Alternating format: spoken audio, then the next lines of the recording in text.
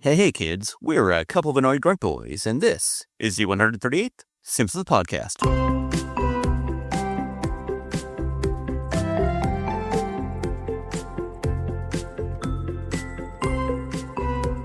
That's right, we're the podcast that explores the American animated sitcom The Simpsons from seasons 11 and beyond, and the newest ones when they're available, like this week. Why do you do it like that? Well, an entity known as the Wheel of Random has trapped us and forced us to watch the show in such a manner. Also, there's tons of other podcasts that explore the quote-unquote golden age of The Simpsons, that being seasons 1 through 10. I say we because I'm one annoyed grunt boy named Steve, and with me as always is the other annoyed grunt boy, Craig. Hello, Craig. How we doing this week? We're well. I think you know why, Steve. That's right. Why do you say so sadly? I don't know. It's a good thing. It's a good thing. Because you have no idea what I'm talking about, Steve. I don't know. What are you talking about? Well, because last week we were all kind of down in the dumps. If you listen to the previous episode, Gump Roast, about shitty fans. Yeah.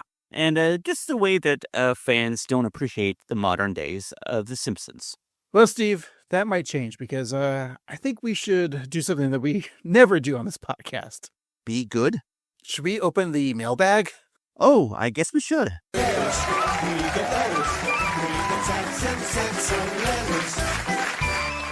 Alrighty, we do have a letter. We'd like to read it now on the air because we love getting mail, and you can always email us at 138simpsons@gmail.com, or you can contact us through the socials at 138simpsons. It's entitled Gump Roast Back, which is a reference to the episode that we reviewed last week, and it starts with, "Hey, annoyed grunt boys.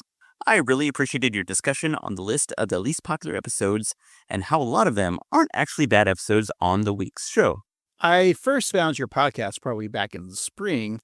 I have been doing a daily watch of the Latin American dub of the series as a way to help practice my Spanish, and I still watch the new episodes each week, so I was looking for a Simpsons podcast that would serve both those purposes. Now, Steve, haven't you been learning Spanish? So, I was learning Spanish in anticipation of a vacation I took to Mexico, and I was doing pretty good. You were doing well, Steve. Superman does good. Thank you. I was so focused on my Spanish that I forgot my English. But when I returned from Mexico, I was keeping up with my language until I stopped. It's completely on me, so I'm woefully behind on my Spanish speaking, but I'd like to get back on it. It's one of my goals for the new year. Yeah, it's interesting to take Spanish or another language and watching something that you're familiar with. I think that's kind of smart. Like, okay, I'm just going to watch. I know what the quotes from The Simpsons, so I'll watch the Spanish version and, help learn that way. I think that's a interesting approach. Yeah, I think it's a great move because I kind of did the same thing where I'd watch older episodes of The Simpsons that I knew really well so that I could pick up on Spanish with like English subtitles. So that way I could read along and kind of already anticipate what was being said. So yeah.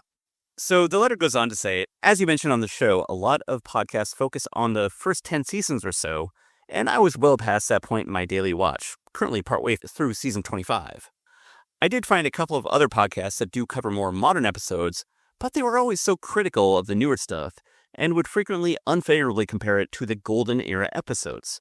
So when I found your show, it was a real breath of fresh air. You certainly aren't afraid to point out faults in episodes, but you also clearly still have a love for the more modern era. And even when you don't like an episode, you at least find a few things about it to enjoy. I appreciate that thought because I think that is something that we try to do. Yeah, that was kind of like our mission statement. In the beginning, it's like try to find the good, but mostly let's shit on The Simpsons.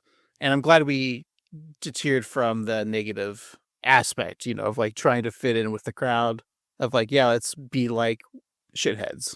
I appreciate Trevor, the listener here, who's writing this, understanding our mission statement. I'm glad we got that out there. Yes. They go on to say, I've been listening to your new episodes each week, but also delving into your back catalog.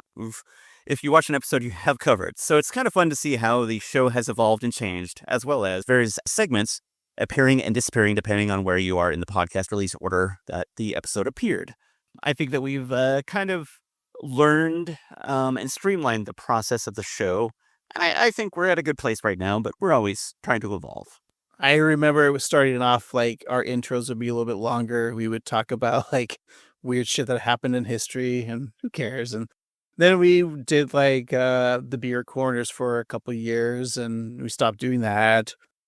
We've even stopped kind of doing a little bit of the pop culture for the newer episodes. We just want to get the newer episodes out and just, straight to the point, keep the intro short because you're here for the content, not for us listening to our self-talk.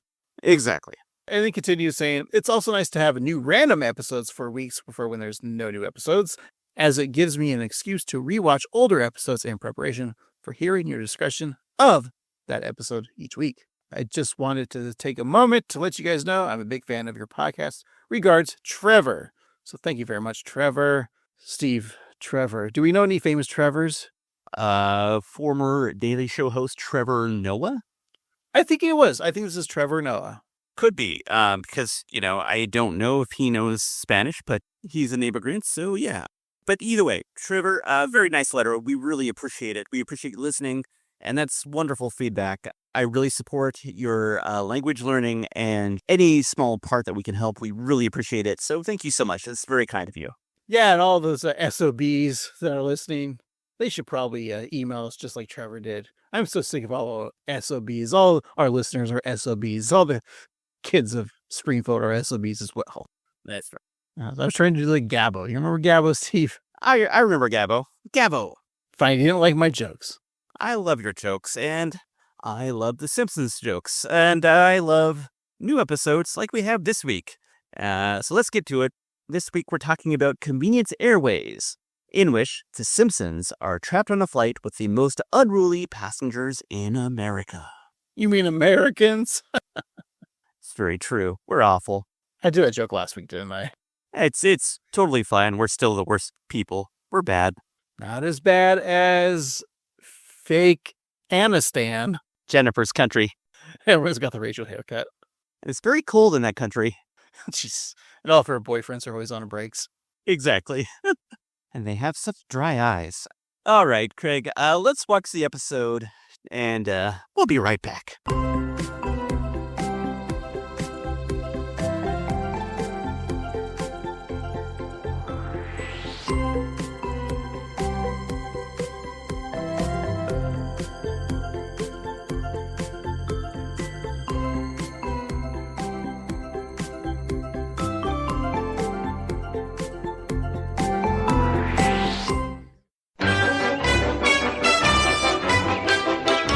And we're back. Today we're talking about Convenience Airways, the 8th episode of the 36th season. It is episode 776 in the show's run. It originally aired on December 8th, 2024. Your nerd code is 36ABF01. It was written by Loni, Steele, Sosthand, directed by Rob Oliver, and your showrunners are Matt Selman, Michael Price, and Al Jean. All right, Loni, Simpsons writer Steve. This is the fourth episode that she's written and the fourth we've reviewed. We've reviewed everything she's done, all the way back from seasons 33, episode 17, The Sound of Bleeding Gums. And then season 34 is episode 14, Carl Carlson writes again. Then season 36, episode 2, The Yellow Lotus, which was our 296th episode. That was the White Lotus parody episode that we were okay on, I believe. Yeah. It wasn't our favorite from this season. It was a little niche, I think. Yeah. I do remember we did enjoy Carl Carlson Rise Again, and I believe The Sound of Bleeding Gums, which was the introduction of Bleeding Gums' brother? Son, right. She's also written for Cousins for Life and Lab Rats. which are both, I believe, Disney kids sitcoms, or kidcoms as they're known as. With producers that are not inappropriate with kids, right? Yeah, I mean, we'll find out in like 10 years when there's a documentary about them, but hopefully not. Right. But on a happier note, this episode was originally slated to be the season 36 premiere, and it got bumped back. So I'm curious to see what we think about this one, as that in mind, as this could have been like the season premiere. Because the production code being 36ABF01. Yeah, I'll keep my mouth shut until we get to that point of let the listeners stay on the edge of their seat.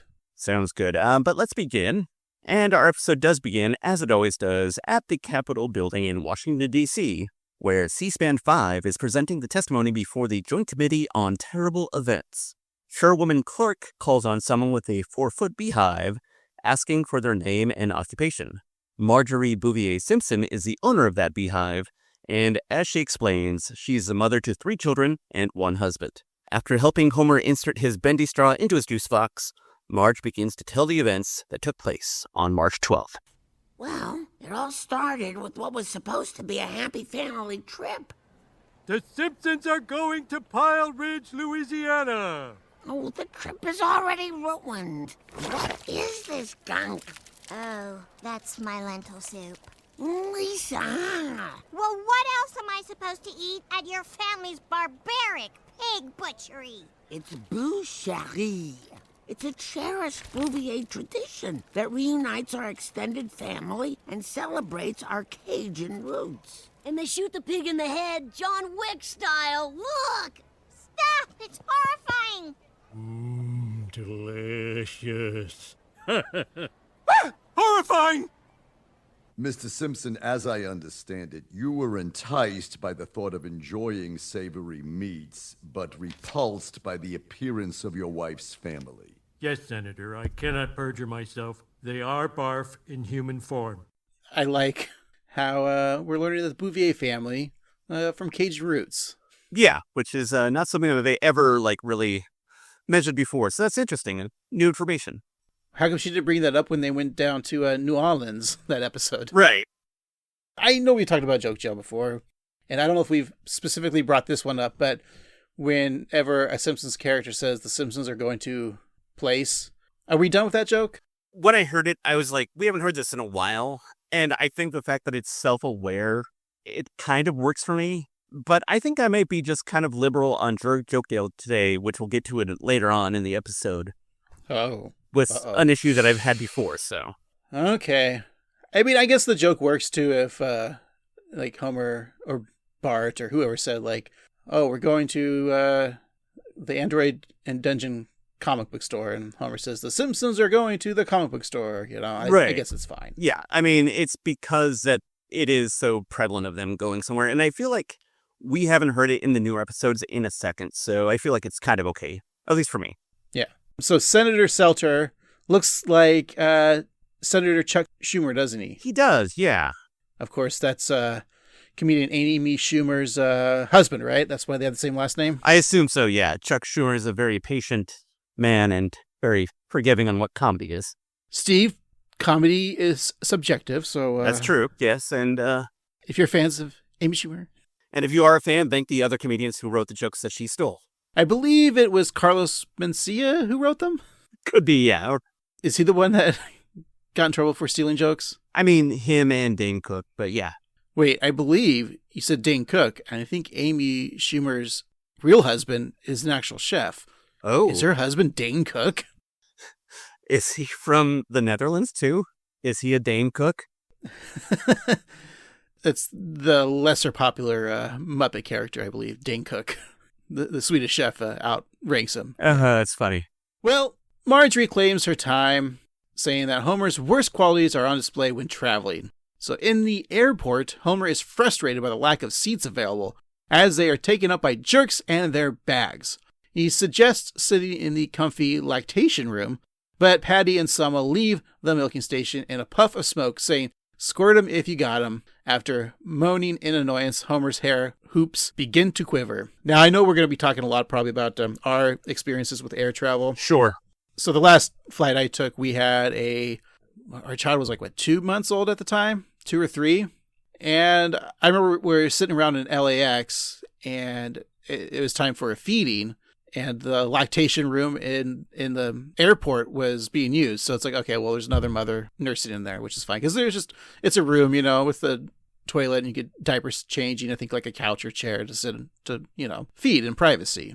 Which my partner doesn't care. She'll whip him out in public and it's fine because, you're feeding a child who, It's the most natural thing in the world. Right. That and your hair color, Steve, right? Oh, yeah. I'm a natural blonde. It's true.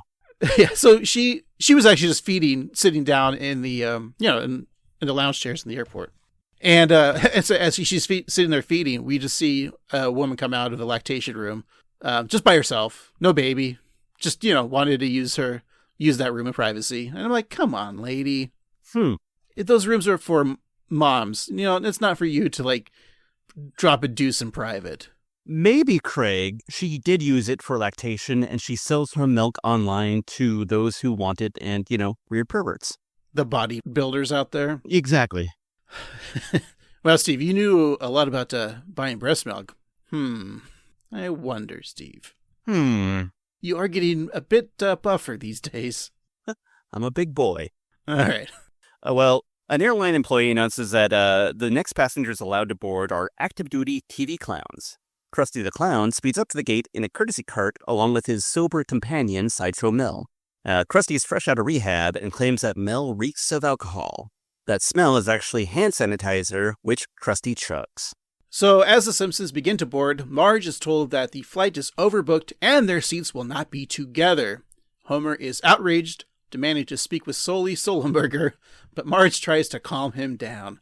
So Homer figures they can just fly on another airline, but as Marge stuffs his face with a travel pillow, she points out that Homer is on the no-fly list of every other airline in the country. Even Spirit Airlines, who are currently on the tarmac receiving a jump start from a tow truck. It'd been funnier if it was like a Model T or something. Right, yeah. I've never flown Spirit Airlines. I've been lucky enough to fly. I'll say this. We're going to talk about air flight, obviously, as you mentioned. But, aside from one time, I've had nothing but pleasant flights my entire life. And that one time was more about my passenger mate, less than, there's some bad things that happened. But, mostly it was good. Look, we go on one flight, Steve, and I get naked, and you have to tell everyone. I'm sorry, but your hog was just... You can't fly a plane with your hog. I know, I was the pilot. I was like, hey, want to see me do the helicopter on an airplane? That's when for people to understand that joke, that's when you, if you have a penis, you just flop it around in a manner that looks like it's a helicopter propeller. Or like a tiny beanie on a children's hat. Yeah, I think most of my flights have been pretty chill. And if you're traveling with your partner, this is if you didn't have kids, but if you're just with a travel companion and they said they overbooked or whatever, you can't sit together, do you care? Because usually you're going to be watching a movie, listening to a podcast, reading a book, or maybe taking a nap. Right. It's nice to sit next to your partner, but I don't really care. I'm also not that particular about which seat I have. I'd prefer window, but I don't. If I'm aisle, that's fine. I can move my arm. If I'm middle, that's the least favorite, but it's okay. It was whatever. I think I like an aisle over a window. I understand that. It's easy to get up, easier to move. But I'm not that jerk that if you're more in the back of the plane, that always gets up first right away and grabs their bags and tries to jet off before the people in front of them. I hate that. I was just about to say, of all my flight things, I love flying. I love being at the airport. I love travel. But that drives me insane when you land and people get up and try to move before it's their turn. You're just slowing everybody down. It's like the flying equivalent of returning your shopping cart to the carousel. And I know that those are also the people that don't merge correctly onto oncoming traffic. They don't do the zipper method. They just try to get into the lane as soon as possible and not follow the rules of the road. Yeah, those people. Those people. They're the worst. It's mostly teenagers, I notice, or younger kids. I'll notice that. I'm seriously, just calm down. You're not going to get off this plane right away. And you've got your whole life to get off the plane, so don't rush. Yeah, man. I'm closer to dying than you are. Right. Okay, well, Marge warns Homer that unless he wants all of the vacations moving forward to be at her mother's house, trying to get her into hospice, Homer better behave. Homer vows to hold it together, just as the airline employee offers some good news. She has one free upgrade to a seat in first class. While Homer may be better at keeping his promise if he's in a spacious lie-flat pod, Marge takes the first class ticket with a yoink. I'd be fine to be moving into hospice because I like spicy food, Steve. So a hospice on some chicken wings would be tasty. Oh yeah, I love a host spice. Is that what they call sex workers in Dune? Yeah, the host spice. Yeah. They should have strip clubs for the elderly called the host spice. Check out the rackets on her. That's a good joke, Steve. Thank you. That kind of material you could write for a weekend update on Saturday Night Live. I think I might do that next week, just for fun. All right. Marge kisses the kids' heads on the plane, ready to turn right when the flight attendant directs her in the other direction, towards first class. Marge is stunned to turn left, as she didn't know planes had a left. I feel like that's backwards. No, it's like when you board a plane. Yeah, I guess so. When you're on the plane. Yeah, I guess so. When you board, the left is first class. If you're on that kind of a bigger plane, yeah. Mm-hmm. Most of the planes I go on, we don't travel that far, so it's the left is the cockpit and the right is Yeah, I guess that's what I'm thinking about. first class, which isn't that hoity-toity. Mm-hmm. So Marge joins Krusty and Mel, the rich Texan, Dedrick Tatum, among others, in the luxury portion of the aircraft. The seats may be nice and comfy, but Marge wants the whole experience. Cold bubbly, warm nuts, hot towel, all the temperatures. Steve? I got two things. Close your eyes. Okay. In one hand is a cold bubbly, and the other hand is warm nuts. Put your hands out and tell me which one you grab. One feels a lot more familiar. And I'll remind you, I haven't drank in like 8 months, so yeah, I'll take the hot nuts. That's what's in your hand.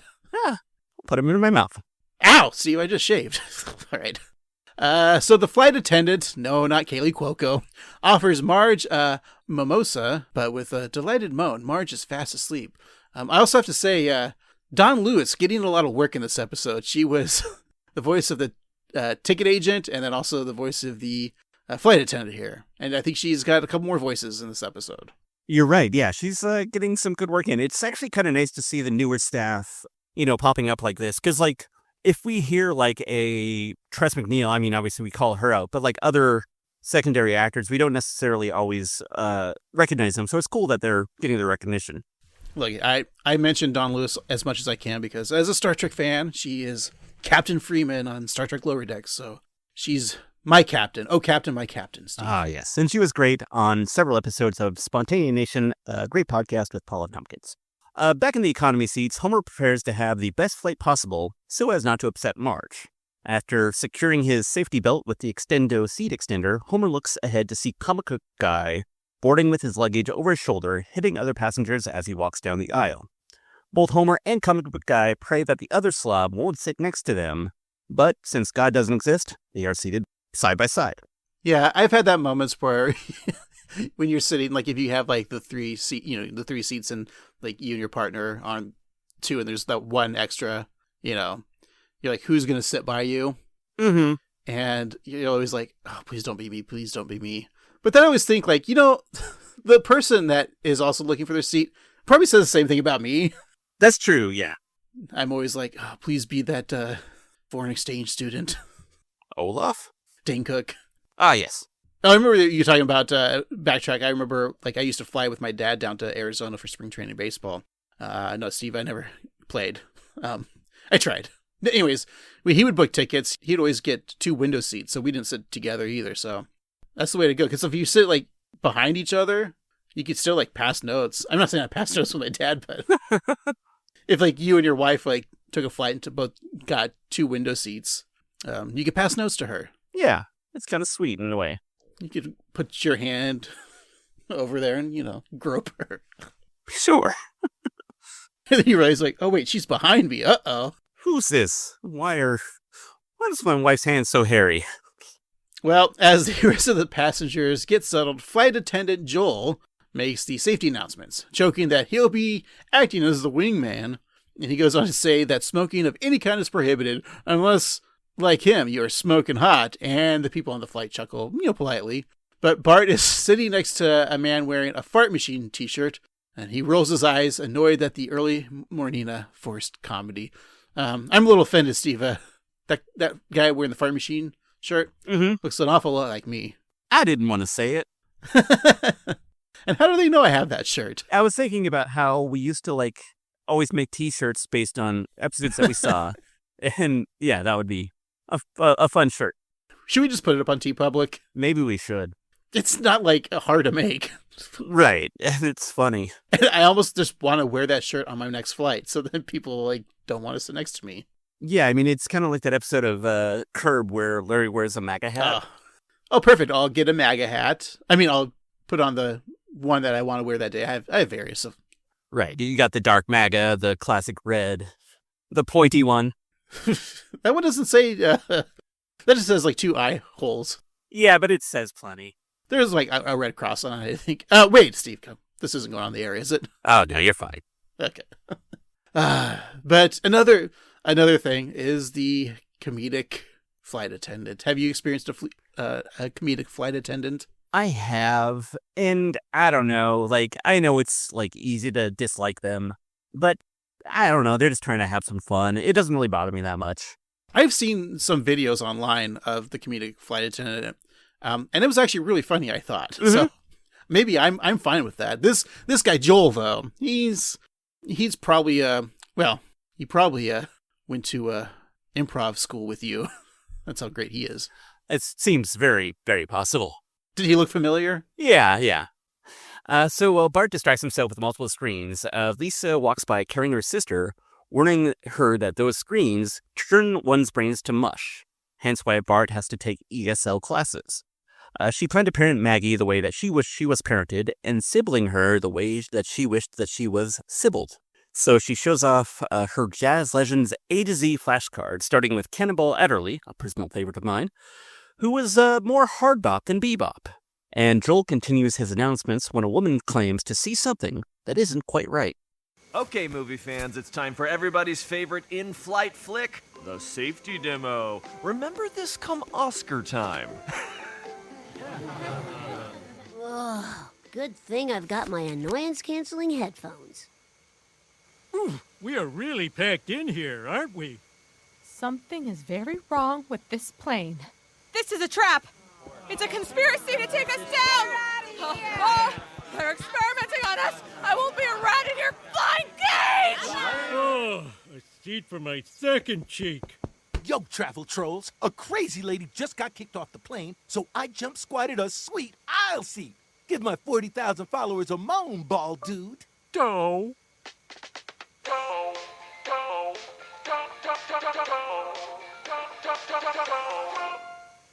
Do we know who is voicing Joel, Steve?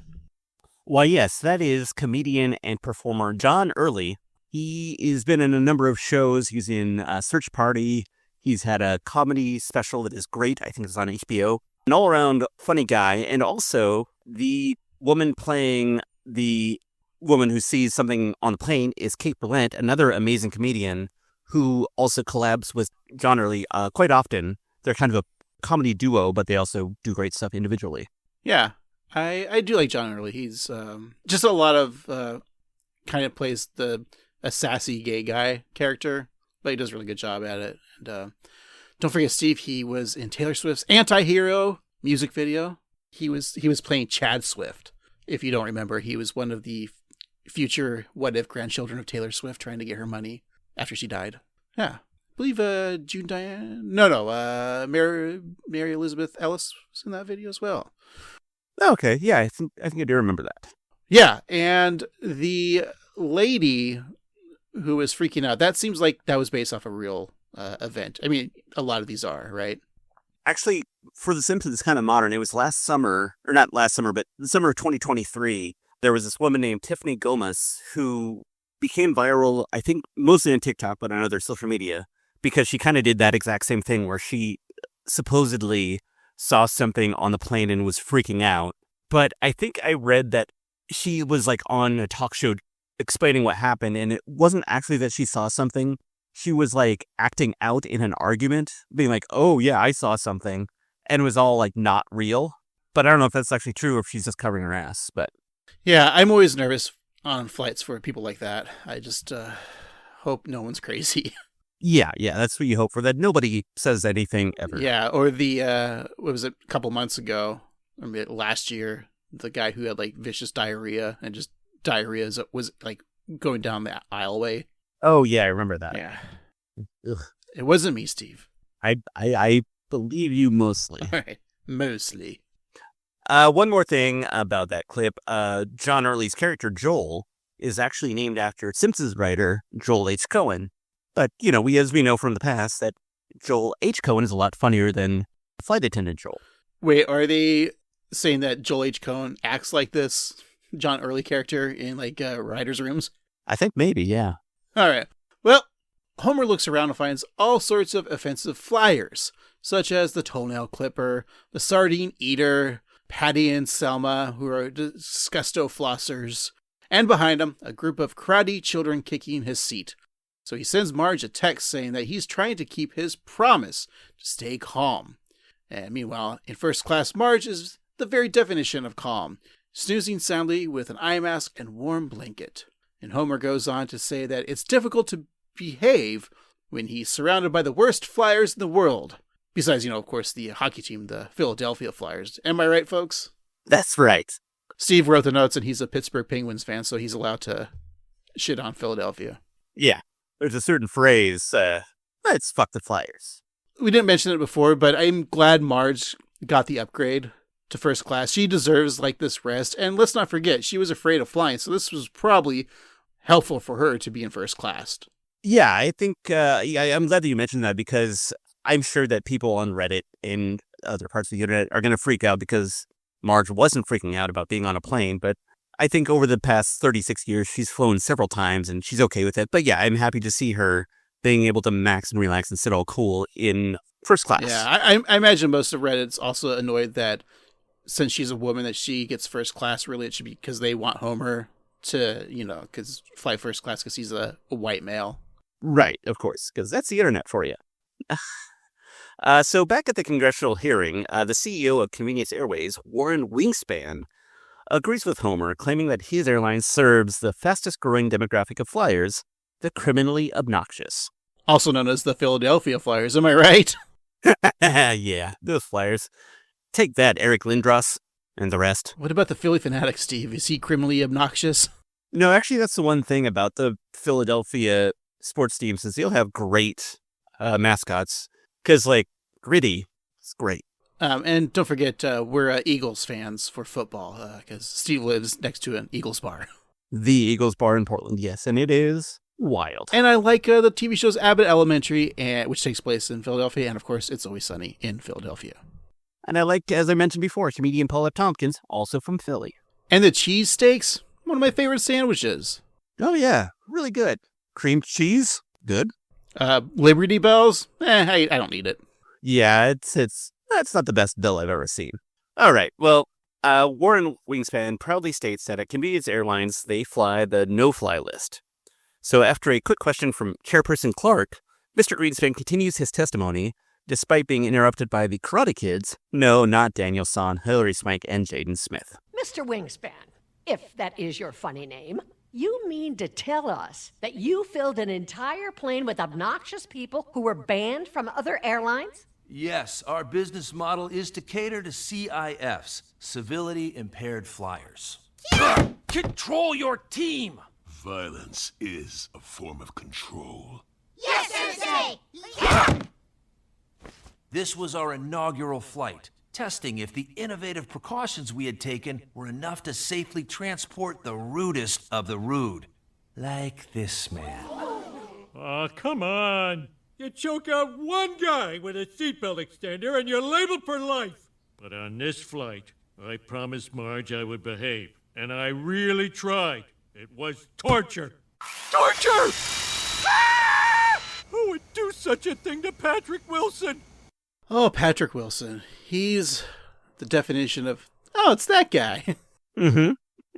I didn't recognize his name when they mentioned it, but I looked him up and I was like, oh yeah, it's that guy. It literally said that. Because I think I know him mostly from Fargo. Oh yeah, he was great in that. Don't forget he's the Ocean Master in the Aquaman movie, Steve. Of course. But if you look at the original comic drawings of Aquaman and then Patrick Wilson, it's shouldn't have Patrick Wilson been Aquaman and not Jason Momoa? Because Patrick Wilson, blonde, white dude, that's what Aquaman looked like in the comics. I'm not saying that Jason, now I'm sounding like the internet, Steve. I see what you're saying, Craig. Look, if Bone Yang should be Aquaman, all right? There we go. That's perfect. Am I safe? I think you're safe. Although now I kind of do want to see Bone Yang. Oh yeah, I could see him doing a good job. Actually, it'd be kind of fun to watch. I also do like the beginning of that clip, the chairwoman saying, "Mr. Wingspan, if that is your funny name." That's a really good insight, or Simpsons calling out the silliness of the Simpsons. Right? Yeah. Well, as Homer watches the horror star get his face cut off, comic book guy tells him to keep his eyes on his own screen. And Homer looks ahead, but is disgusted by the mane of hair covering the seat back in front of him. Has that happened to you with someone with long hair putting the hair in the back? Yeah, I think it has. Because, like, I figured a way to, like, I saw a TikTok pro tip where you use the air sickness bag, unused, to hang your phone. It's a little folding trick, and it's really effective. But if somebody, so you can watch your phone while with hands free. But if somebody does hang their hair over it, you can't see anything. So yeah, it's frustrating. That is if your flights don't have TVs in the seat, Steve. Right. But also sometimes I download my own stuff so I don't have to watch whatever they have. But I'll find myself like watching what I'm watching, but then I'm like looking around and see what everyone else is watching. Oh, all the time. Yeah. I always want to know what movie people pick. Yeah. And I judge you, by the way. I will judge you. 100%. That's why I'm not usually watching stuff. I'll watch like the flight. Like you'll have like the screen of like the flight and where it is on the map. Yeah, that's my favorite show. And usually I'm just listening to a podcast. Because I find myself like, I don't fall asleep on planes. I just like to look at everything and take in the sights and sounds, I guess. I love flying just like you, Steve. I love to fly. Yeah, and it shows. Yeah.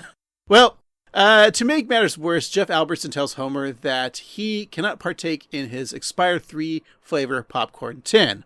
After eating each individual kernel of butter, cheese, and caramel popcorn, comic book guy indulges in the shower of champions, dumping the remaining cheese dust from the tin all over his face, and then he uses a personal phone to blow it off, covering Homer in the errant cheese dust. Now, I know this isn't really about flying, but let's talk about the popcorn tin, Steve. Sure. Your thoughts? I'm a big popcorn fan. I love the classic butter. I love caramel corn. I'm okay with cheddar corn. There's also a thing called Chicago-style corn, which is a blend of caramel and cheese. That is also very good if it's fresh. However, throughout my days as a human being, I've received and shared many a tin of that popcorn. It's always a little sad. It always seems a little expired. And is it us just getting older? But I feel like the flavors aren't flavorful anymore. Like, the cheese doesn't taste like cheese. The butter is just boring. And even the caramel isn't as caramely. Mm-hmm. I don't know if, it's we're just older now. And, like, eating them as kids, it was amazing. But, like, I feel like they've taken out the orange dye from the cheese one because it is not orange anymore. It's just, like, you can't tell the cheese from the butter. Yeah. I would assume that probably in the 80s when we were enjoying the peak of popcorn flavor, it was full of all kinds of like artificial flavorings that, well, possibly toxic, made it taste amazing. And now because people have like more health conscious minds, I think they may have like altered the recipes to make it safer for people. Thanks, Gavin Newsom.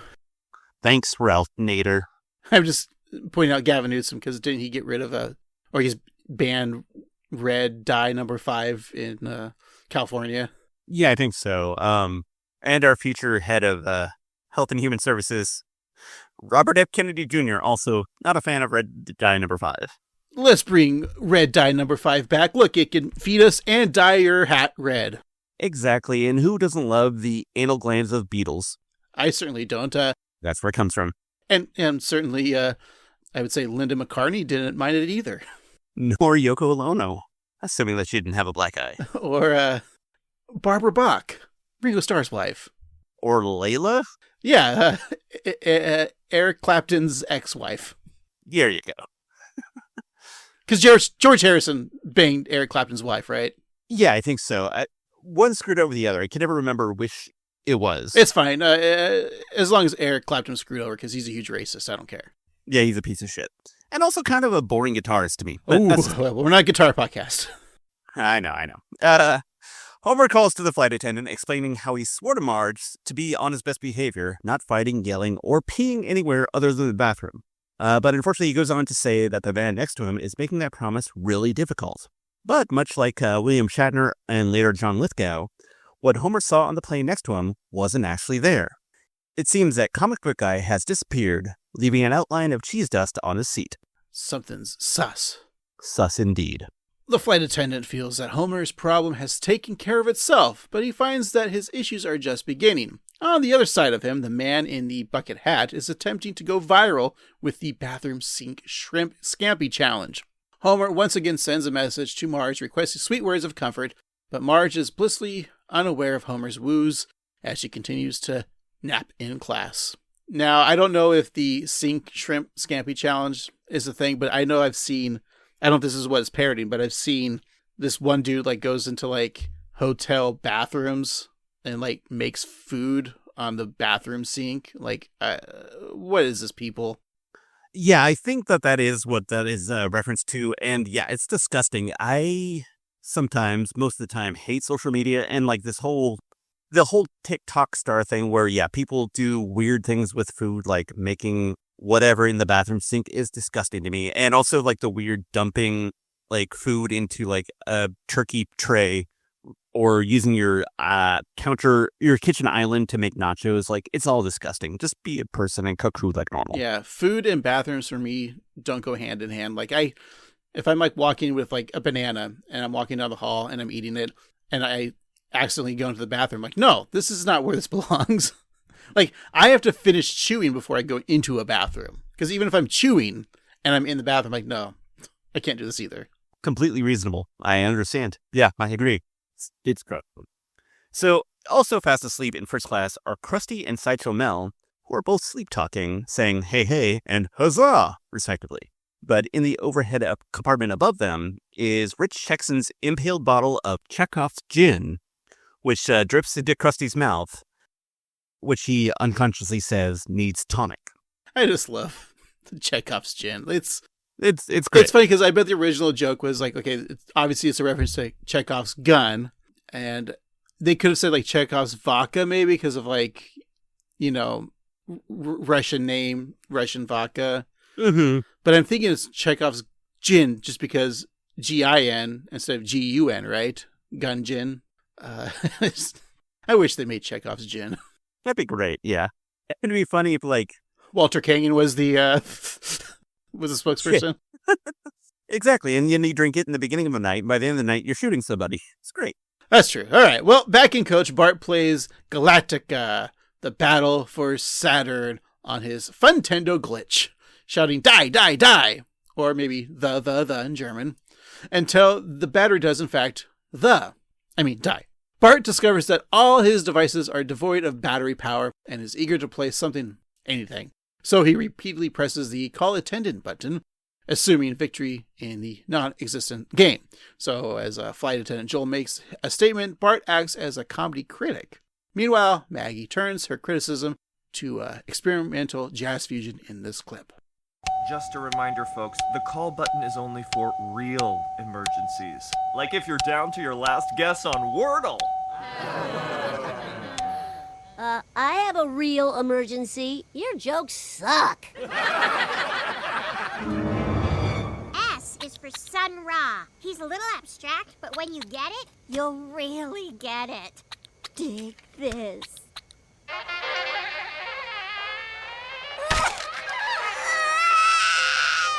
Somebody shut that brat up!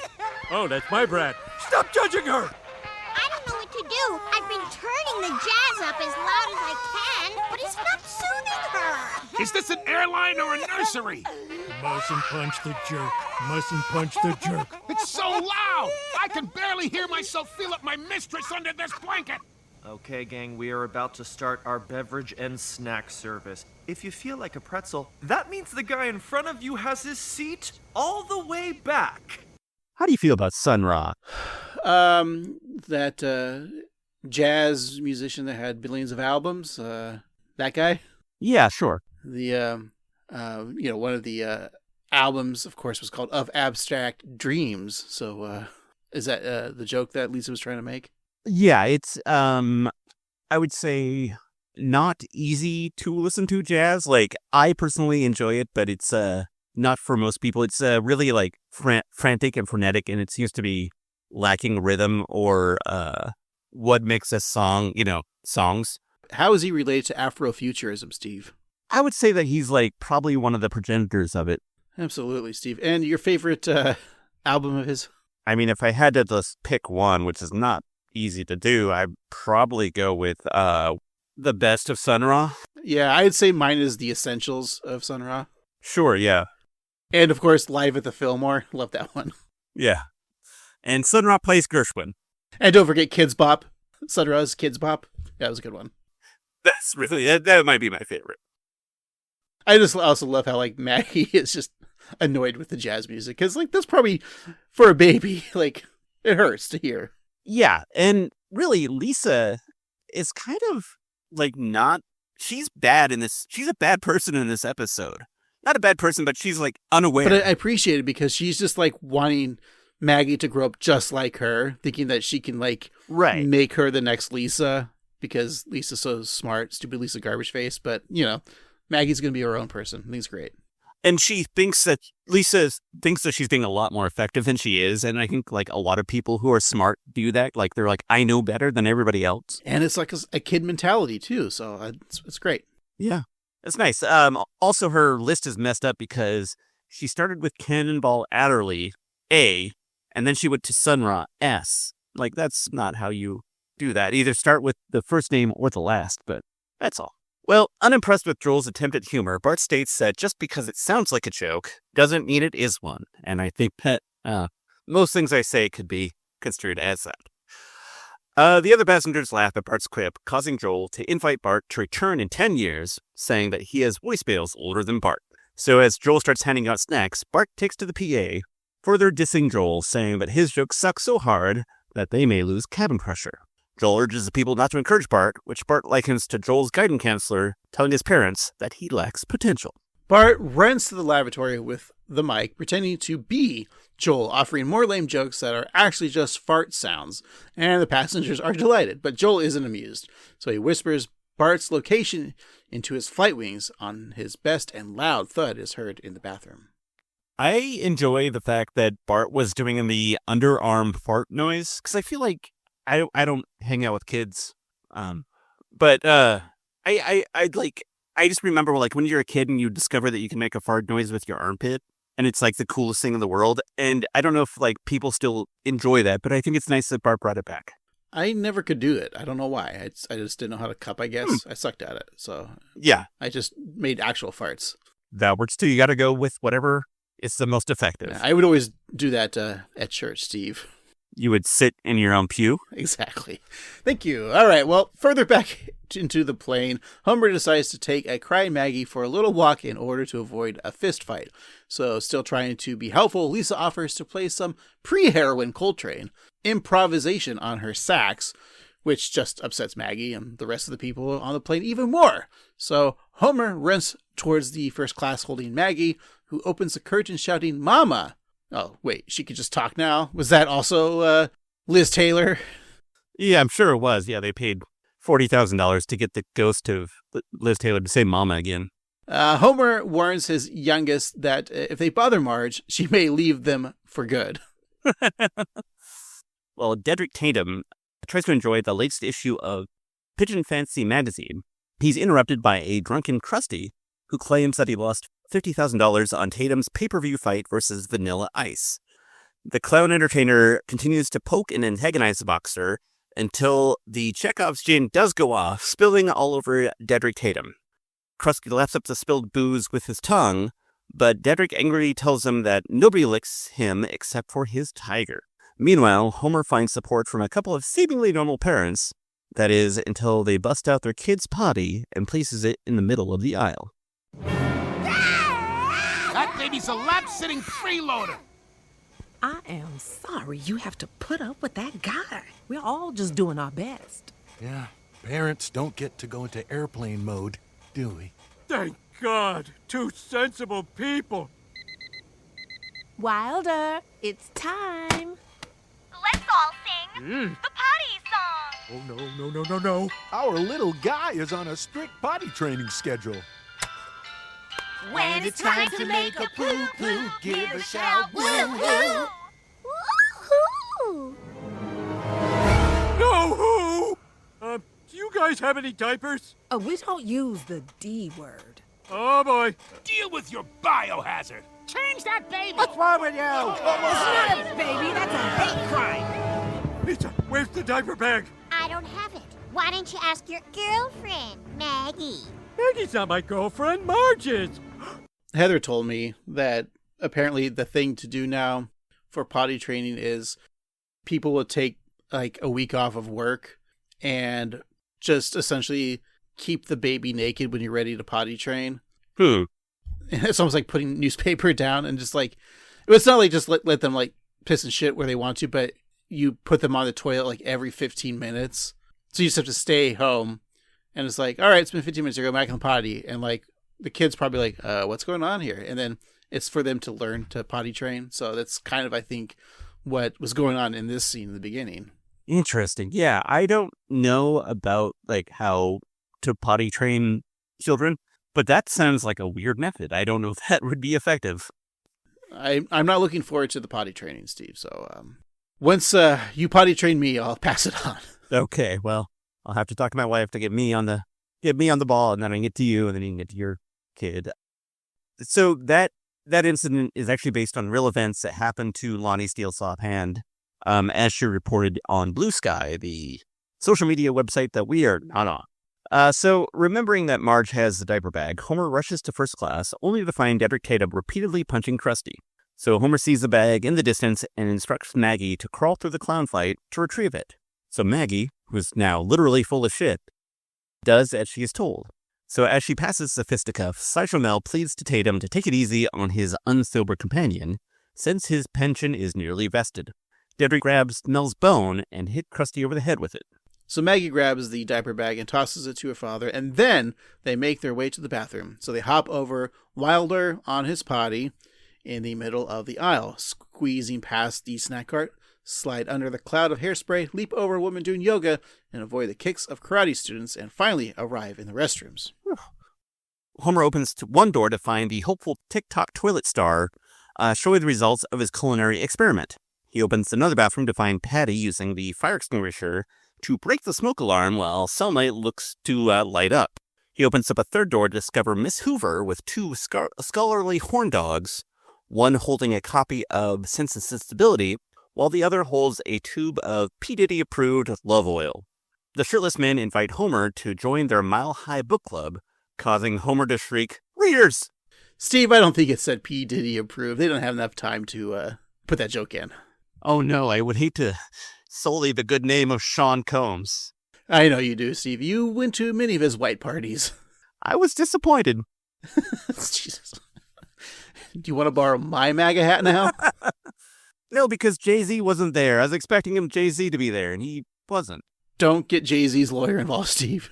All right, well, Homer backs away, causing a domino effect, hitting a flight attendant, which pushes the snack cart, which tips over Wilder's potty, causing snacks to fly everywhere. No, the snacks were in Wilder's potty, Steve. Right, they were in that snack cart. Yeah. Point that out. Okay. So ravenous passengers leave for the tiny bags of pretzels, sun chips, and little bottles of water.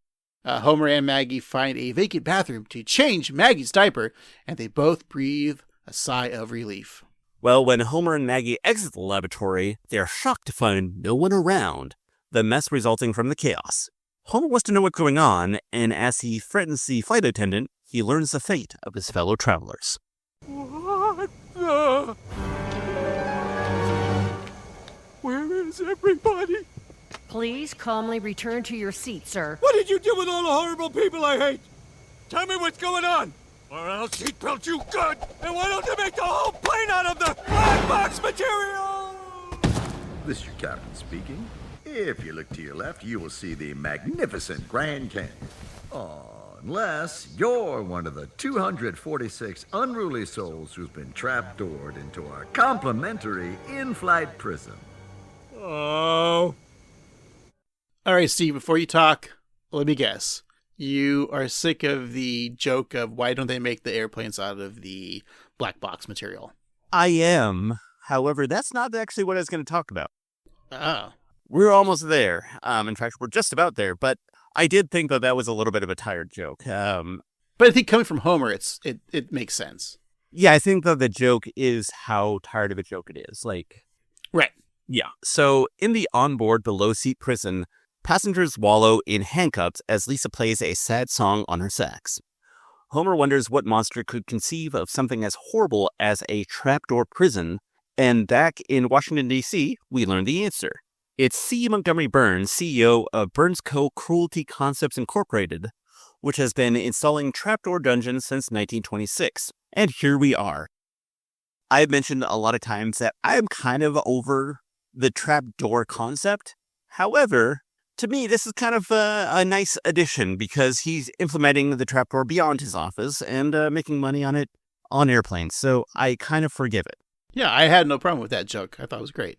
Despite my issues with the trapdoor concept, I think that it worked here. All right, I win. You do win. Whoever wins, we lose. Alien vs. Predator. He asks the court if there's anything more satisfying than a scream of terror followed by a distant thud.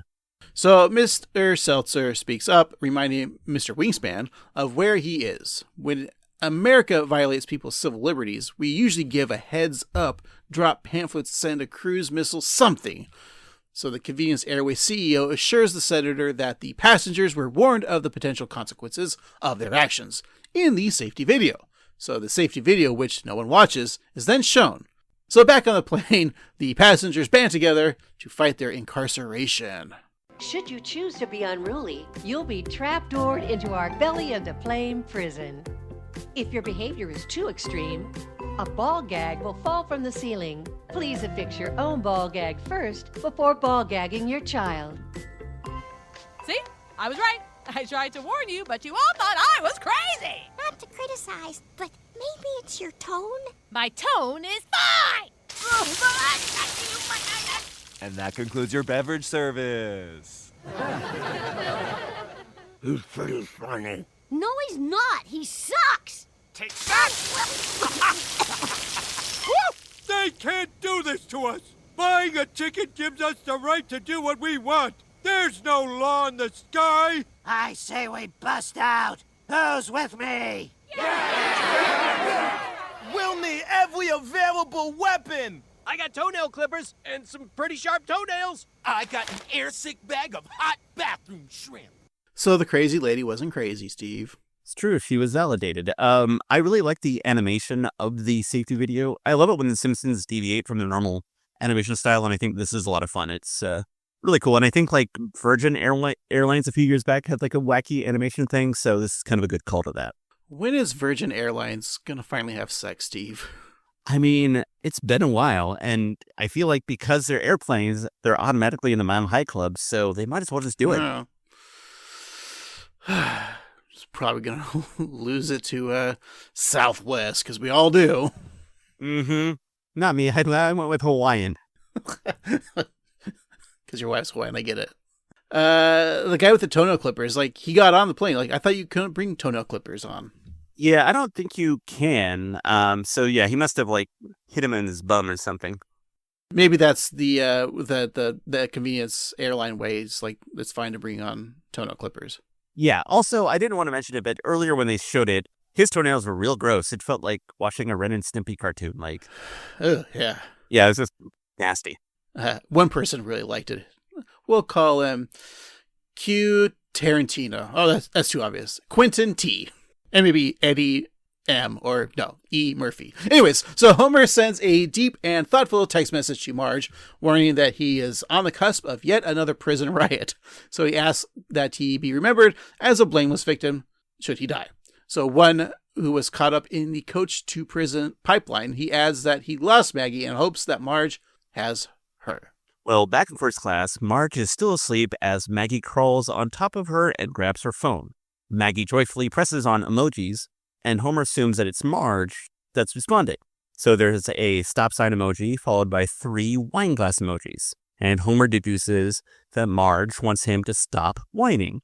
And Maggie continues to hit the phone with her hand, sending Homer a B emoji and then an emoji of a male. Homer interprets this to be a man. Next is an X followed by a lobster, and Homer takes that to mean don't be shellfish, and he realizes that he's always thinking of his shelf. I love this bit here. It's great. Yeah. So through the bars, the passengers chant window seat while trying to hit the master shackle control with a saxophone, a bone, a cane, some bullhorns, and a boombox. Despite the control's warning not to hit it with silly objects, Homer calls out the people to be civil. Window seat! No! This revolt is wrong! I know this because my wife just spoke to me in a series of direct and unambiguous emojis. Let us not be pigs, or mules, or a mermaid with a fax machine. Sure, we have to put up with baggage fees, no leg room, and those $20 protein boxes.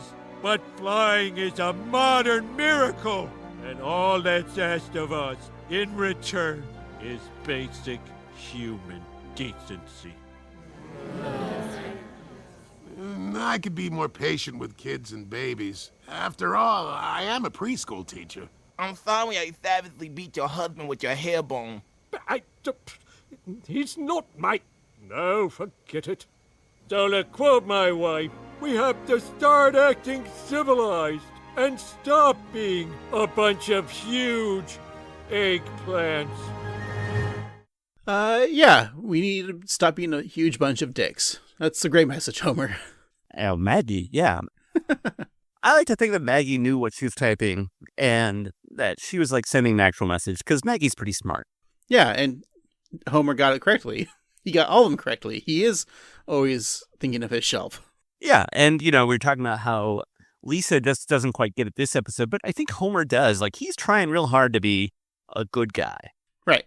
Not like Billie Eilish's bad guy. Duh. All right.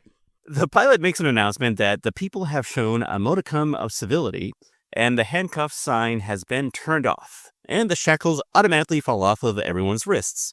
The passengers are free to return to their seats and work through the childhood trauma that led them to behave like the ugliest of ugly Americans. We see that Homer and Comic Book Guy enjoy horror movies on Comic Book Guy's tablet. Lisa and Maggie get to the art section of the jazz flashcards. Bart and Joel share some laughs, and Debbie Tatum replaces Sideshow Mel's bone, while Krusty suffers from the DTs. So the flight attendant in first class wakes up Marge and then informs her that they'll be landing soon, and she'll need to return her seat to its upright position. Marge is both surprised and disappointed that she slept through her first class, but as the flight attendant reminds her, Marge had the perfect flying experience possible. She didn't even know she was on the plane. And that just goes back to Marge's fear of flying. Exactly. So back in Washington, Marge finishes her testimony saying that she wrapped up her flight by receiving the best cookie of her entire life. Homer is sad that he didn't get a cookie, but the chairwoman has more important business to attend to. And after 14 hours of testimony, she proposes that Convenience Airways' radical passenger control system be approved for use across the flight industry. And all the constituents agree, and one senator saying to trapdoor them all and let the FAA sort it out. And Marge speaks up as the one person not trapdoored, saying that mass in-flight incarceration is not the answer. She wants thoughtful answers to the ruinous epidemic. As she goes on to say that the trapdoor is the easy way out, she falls through a trapdoor, landing with a loud thud. Luckily, she landed on her hair, which wasn't hurt, but also probably her bunny ears too. That's true. I know it's not a political podcast, but when she says mass in-flight incarceration, is it also like a reference to like mass deportation or incarceration of people in this country that might happen? Yeah, I think that any sort of mass incarceration and just the penal colony in general is bad. Penal, I said penal. Yeah. Isn't penal colony that gay bar we go to sometimes? Exactly, yeah. Hey, they have great happy hour and drink prices. Yeah, and they are dropping a lot of soap. Before we go, let's hear one more informational video from Convenience Airways. In our Convenience Airways in-flight prison, cigarettes are not accepted as currency. Preferred method of payment is sexual favors. Please do not fashion the courtesy toothbrush into a shiv. Complimentary shivs are provided upon request. In the unlikely event of a water landing, your cellmate may be used as a flotation device. Should you tamper with your handcuffs, you will be ejected from the plane. Parachutes are available for purchase on our website. We know you have no choice in airplane prisons, but we appreciate you being locked up with us. And don't forget to sign up for our frequent felon program. I kind of am fine with this, like, because I don't, do anything on airplanes, so I think it'll be okay. Mm-hmm. All right. I love airplane fascism, Steve. It's the only kind of fascism that we have in the sky, so I approve of it. And I approve of all of that. So let's think about what we just saw. Take a break. We'll be right back.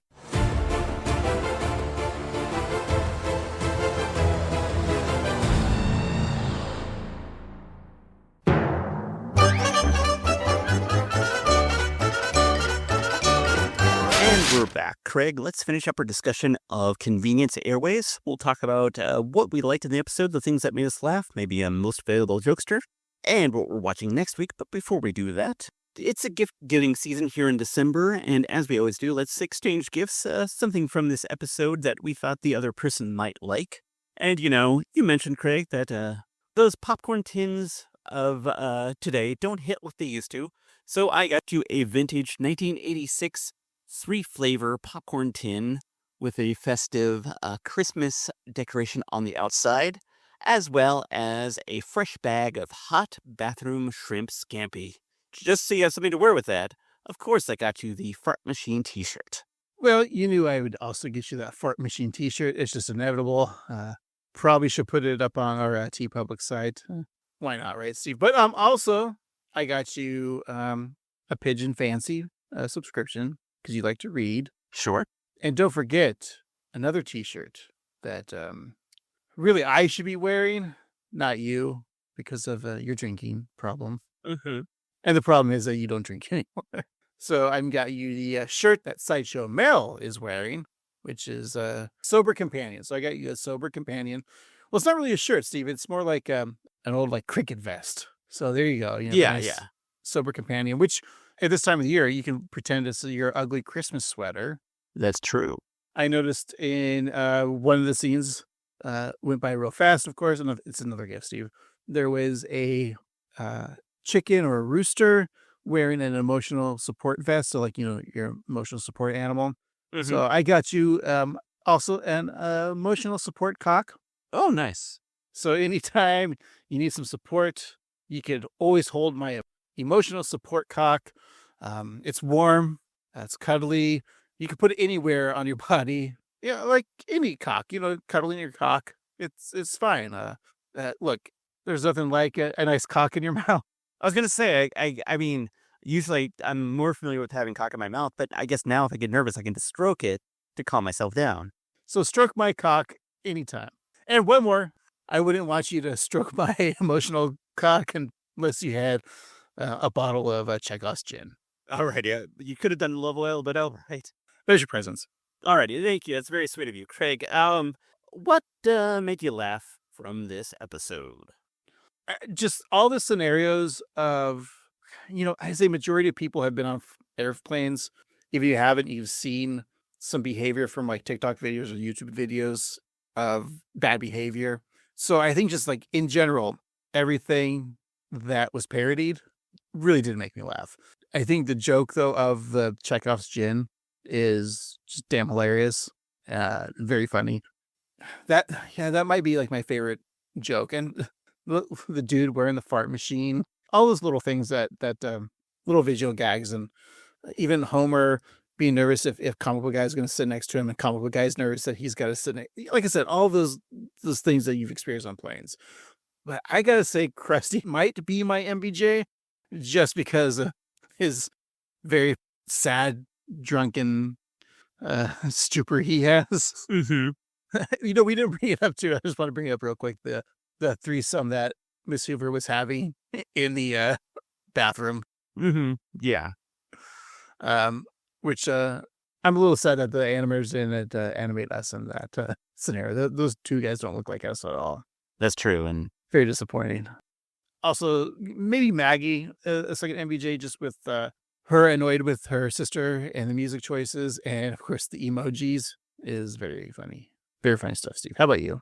Yeah, I think that the emoji bit was probably one of the funniest things of the episode, but you're right, the amount of sheer chaos in the episode with all the annoying passengers, from the shrimp guy to the nail clipping guy to Dawn Lewis and her spouse or her partner in the natural potty training. These all sound like horrible things that one could experience while flying, and the fact that, it's all of it happening at once is really funny, and I think that a lot of the performances are really good. I really want to shout out John Early's performance and the writing of John Early's character Joel, because it's incredibly hard to write funny that isn't funny, to write bad jokes intentionally. And I think that those jokes were just bad enough that they seem real, and I think that was really good. But I do think that my MVJ is going to be Maggie, just because of the emotional, or the emoji bit, and also her annoyance with Lisa in general. But yeah, I think that there's a lot of funny performances, but what are your overall thoughts on this episode?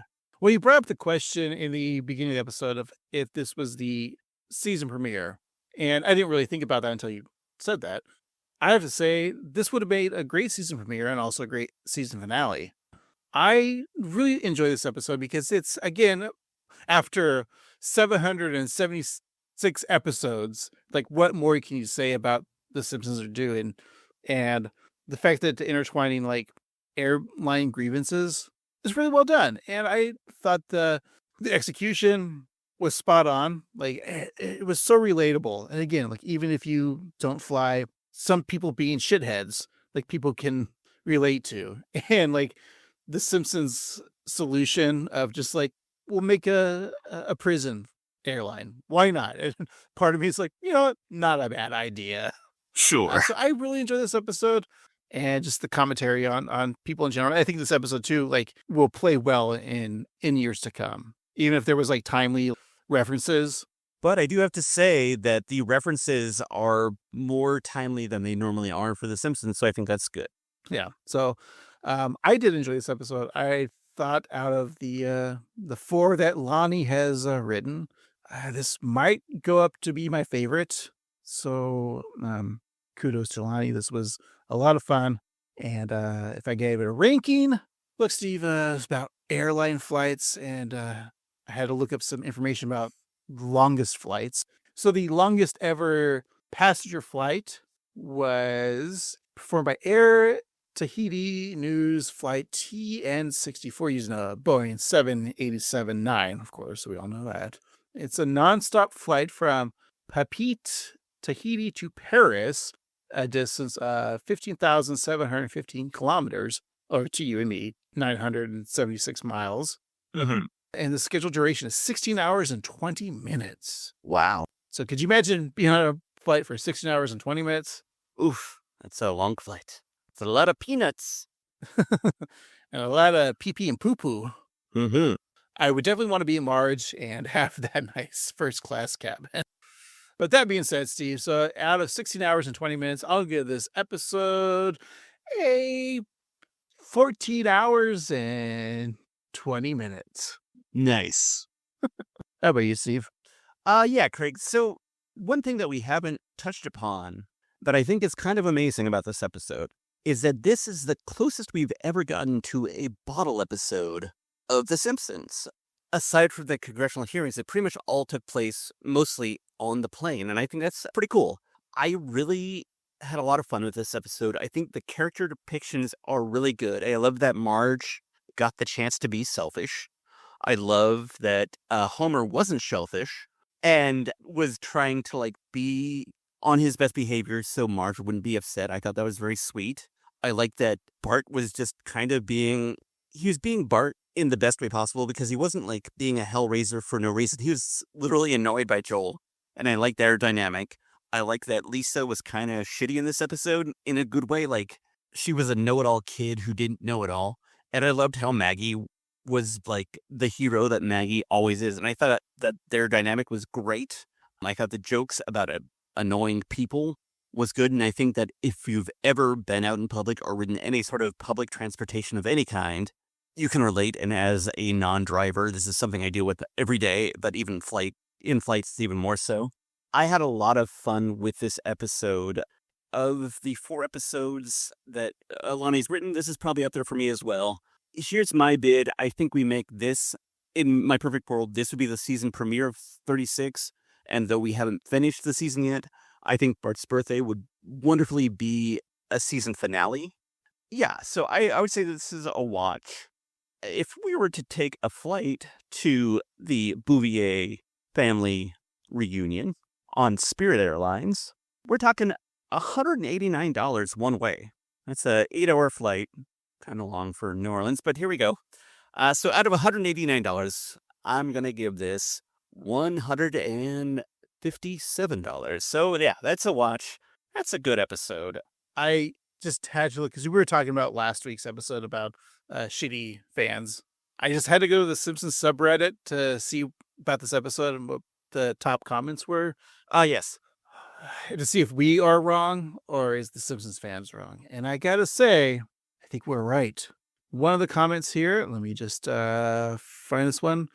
Aaron MT said this episode is funny, very chaotic. From Hot Organization 5994. Hopefully we're not like outing you by telling people your names, but they said this was the best episode since the premiere, and I'm not kidding. I love the chaotic energy it had. Nice. It seems to be a very popular one. We didn't bring this up, but Mutant Star commented, just realized Convenience Airways can be shortened to Con Air. Oh, yes. And they have a gif of Nicolas Cage smiling from said film. And then Trixie One says they even had a shot in the episode where they did that exact same thing. Wow. I must have missed that too. Con Air's not on one of my rewatch movies live. I've seen it a couple times. Yeah, I probably only seen it when it came out in like 96, but yeah, that's interesting. So it looks like this is a positive from Simpsons fans. So that's good news, Steve. So we're on the right track. Yes, it's good to see that modern fans are appreciating modern episodes because I think they're doing a lot of cool things. This was definitely one of the coolest, smartest episodes I've seen in a while. Like a lot of fun. And you're right about the bottle episode. Never thought of that. And yeah, just chaotic energy, like the people were saying. Good stuff. Yeah, I think it really works, but will next week work? Because we have another new episode, 2 in a row, which is always a nice thing. Craig, what do you think the title of next week's episode is? Well, Convenience Airways, shortened to is Con Air, Nicolas Cage, of course. And when I think of Nicolas Cage, I think of one of my favorite Nick Cage movies, Face Off. Face Off? So I'm going to say next week's episode is called Frink Off. Ooh, I do like the potential of that. However, that is not the title. It is a spoof of another great filmmaker. Because the title of next week's episode is Homer and Her Sisters. Homer and Her Sisters. Do you remember that episode where Homer or Abe has an illegitimate child, I think, with someone from Ireland? Uh-huh. And he meets his like half sister who looks just like him. Is that the episode? Have we reviewed that one? I think we did. Okay, so Homer goes back to Ireland to reconnect with his sister. But he finds out that Abe had more than just one daughter. He had 2 others. And it's going to be celebrity voice actors playing the sisters. One's going to be actress Carrie Coon. The other is going to be Natasha Lyonne. And the other is Elizabeth Olsen. Because they're from that movie, His 3 Daughters, right? Is that the movie? Right, yes. Yeah. I never saw it. Those are 3 of my favorite actresses, and I still haven't watched it yet. Eventually I will. So it's whatever that plot is. Well, that sounds like a lot of fun. However, it's not true. Here's the synopsis I have. After a fight in an escape room, Krusty's truth-telling aunt fixes Homer's relationship with Patty and Selma. That's right. And we have 2 guest stars. Carrie Coon and Elizabeth Olsen. No, it's somebody else's beloved sister, I assume. Susie Essman from Curb Your Enthusiasm. Oh, that's fun. Yeah. And who else? Ike Barinholtz from Jeopardy. Yes, and Superstore and the rest. Well, sounds like fun. Am I ready for Homer and Patty and Selma to be friends? I don't know. I mean, we had a good moment here where they were once again antagonistic against one another. And so it'll be fun to see. Maybe they can get along. Maybe they won't. We'll just have to wait and see. And we hope that you do too. And thank you so much for listening this week. You can always reach out to us on the socials like your Instagram, your Threads, or your YouTube at 13Simpsons. And you can always email us at 13simpsons@gmail.com. And leave us a review on Apple Podcasts or wherever you listen to this podcast. Give us 5 stars or the equivalent. But you don't have to leave us a real review. No, just go ahead and type in your worst flight experience or your most joyous experience. And don't forget to go to tpublic.com/user/annoyedgrandboys for your fart machine t-shirt. That's right. Thanks again, once again, for listening. For this week, I've been Annoyed Grunt Boy Steve. And I've been Annoyed Grunt Boy Craig. And remember, that's not a baby. That's a hate crime. I can barely feel my mistress under the blanket.